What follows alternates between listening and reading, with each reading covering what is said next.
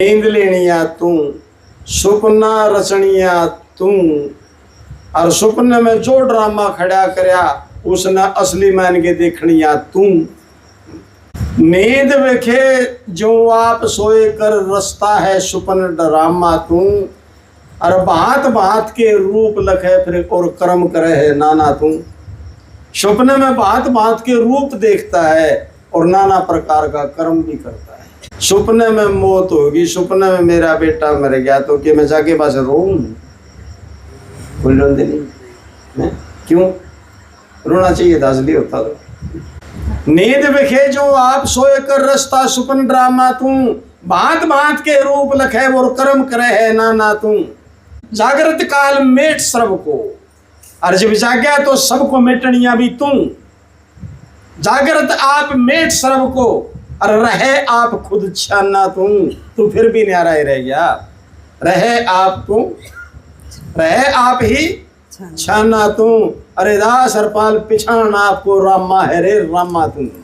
किसने टोता फिर रहा है, यो तेरा सुपना तो नहीं ढाटे। अरे एक और कमाल देखिए, संगत बैठी है, सुपने के अंदर कोई पुरुष अपने आप को नारी नहीं देखता। देखता है कोई? सुपने में भी यही मानता है कि मैं पुरुष हूं। और कोई भी नारी सुपने के अंदर अपना आप को पुरुष नहीं देखती, वो सुपने में भी ये मानती है कि मैं तो नारी हूं, लड़की हूं। आदमी मानता है कि मैं आदमी हूं। ऐसा क्यों क्यों है ऐसा? स्वप्न के अंदर नारी अपने आप को कभी तो पुरुष देखती, या पुरुष कभी तो अपने आप को नारी देखता, लेकिन नहीं, वो पुरुष ही देखता है।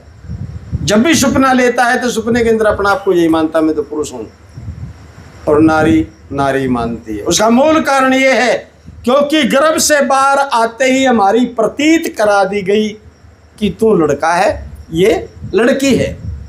उसको लड़की भाव से ही पुकारते चले गए, लड़के को लड़के भाव से देखते चले गए, लड़के भाव से पुकारते चले गए। उस लड़के के अंदर ये बात बिठा दी कि मैं लड़का हूं, और लड़की का ये बिठा दिया गया है अंतःकरण के ऊपर कि मैं तो लड़की हूं।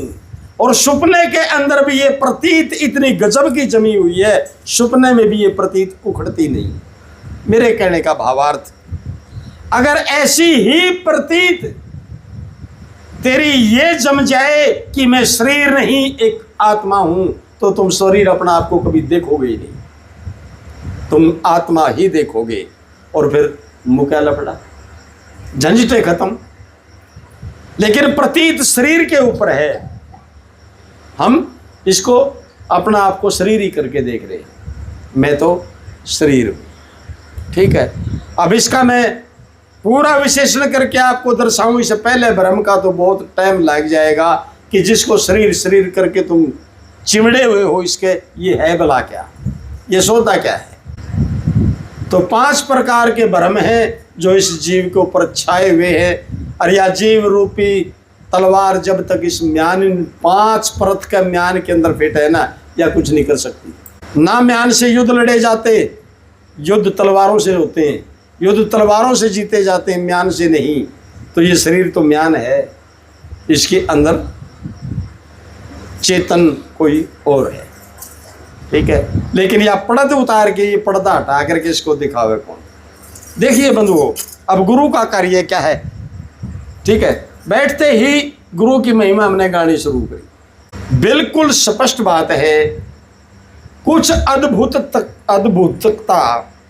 अद्भुत चीजें, ऐसी परिस्थितियां हमारे सामने आती हैं, और उन अनोखी चीजों को देख करके, एक अद्भुत घटना को देख करके हम ये मानने पर मजबूर होते हैं कि कोई शक्ति कार्य कर रही है।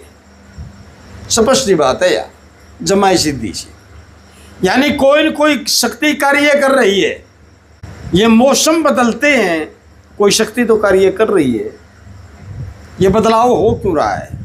कभी पतझड़ आता है, कभी बसंत ऋतु आती है, कभी बरसात का दौर शुरू हो जाता है। कोई न कोई शक्ति कार्य कर रही है। ये चीज़ें हमें मजबूर करती हैं ये सोचने पर कि कोई पावर कार्य कर रही है। सूरज बिल्कुल समय के ऊपर प्रकट होता है, समय पर अस्त होता है, दिन निकलता है, फिर रात्रि भी आ जाती है।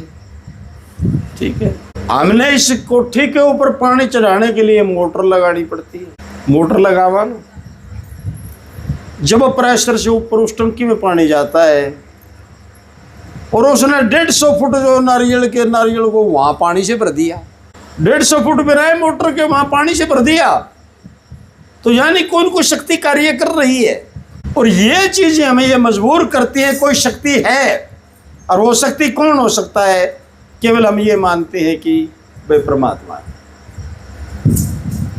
जो कुछ कर रहा है वो परमात्मा ही कर रहे हैं। ठीक है। नंबर 2, हमने अपने बुजुर्गों से सुना कि परमात्मा कोई सुप्रीम पावर है। देखा उनने भी कोई नहीं, जिसने मारते ही यह बात बताई, देखा कोई नहीं उनने उनके बुजुर्ग में सुना होगा, उस टाइम के समाज में सुना होगा, वे परमात्मा करे सोए हो। देखा उनने भी कोई नहीं, उनने मारते ही बात बता दी, देखा हमने भी कोई नहीं, हमने भी मान लिया बात। और कुछ ये मैं बताने ला रहा कि मजबूर करती है ये चीजें कि कोई शक्ति कार्य कर रही है। कुछ तो ये कुछ बुजुर्गों ने बताया कि परमात्मा एक सर्वशक्तिमान एक सुप्रीम पावर है। ठीक है, और हमने भी मान लिया कि परमात्मा है। मैंने देखा वो नहीं, सुन के मान लिया, प्रतीत कर ले। अब रही गुरु की बात, वो है या फिर ना है, वो है या ना है, हम सुन करके ही प्रतीत जमाए बैठे हैं, या वो वास्तव में है। अगर है तो फिर वो कैसा है या वो नहीं है, इस रहस्य से जो पर्दा उखाड़ करके सच्चाई को सामने लेकर के आए, केवल और केवल नाम गुरु उसका है, उसको सतगुरु कहते हैं। ये काम है सतगुरु का, और वही गुरु पूर्ण है। उसी को हम ये कह सकते हैं कि ये महापुरुष सुलझा हुआ है, और जो खुद सुलझा हुआ है वो किसी को सुलझा सकता है। जो खुद है उड़ज पुड़ज हो रहा है वो दूसरा ने सुलझा नहीं सकता है, क्योंकि जो मेरे हाथ बंद रहे थे थाने के ऊपर खोल दूंगा मैं, मेरे झगड़ बंद हो रही है।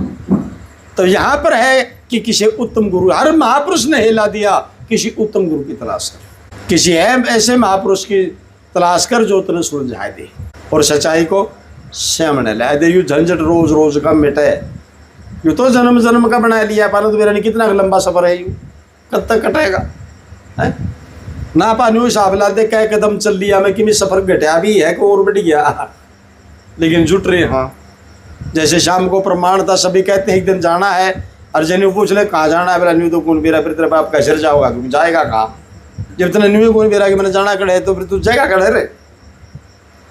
यानी सिर्फ अंधेरे में फिर भटकता ही तो फिरेगा, और क्या, जब न्यू कोई बेरा तुमने जाना खड़े तो फिर भटकेगा, काटे जा चक्कर। तो इस प्रकार से है प्रेमियों कि सत्संग बहुत उत्तम द्रव है, और ये बुद्धि से बूर जो है हमारा सत्संग से माध्यम से ही संत उतारते हैं। सत्संग एक बहुत उत्तम साधन है, इससे बढ़िया उत्तम द्रव और कोई इस धरती के ऊपर है ही नहीं। जिनके कल्याण हुए, जिन महापुरुषों को आज हम भगवान करके पूजने लग रहे हैं, वो इस सत्संग की देन है, वो सत्संग से ही प्रकट हुए। ठीक है ना। और ये सदा की रीत है, क्योंकि चेले से गुरु पैदा होता है, बेटे से बाप पैदा होता है, और बेटी से माँ पैदा होती है। ठीक है, और पाप से धर्म पैदा होता है। तो सत्संग सर्व साधन की माँ बताई।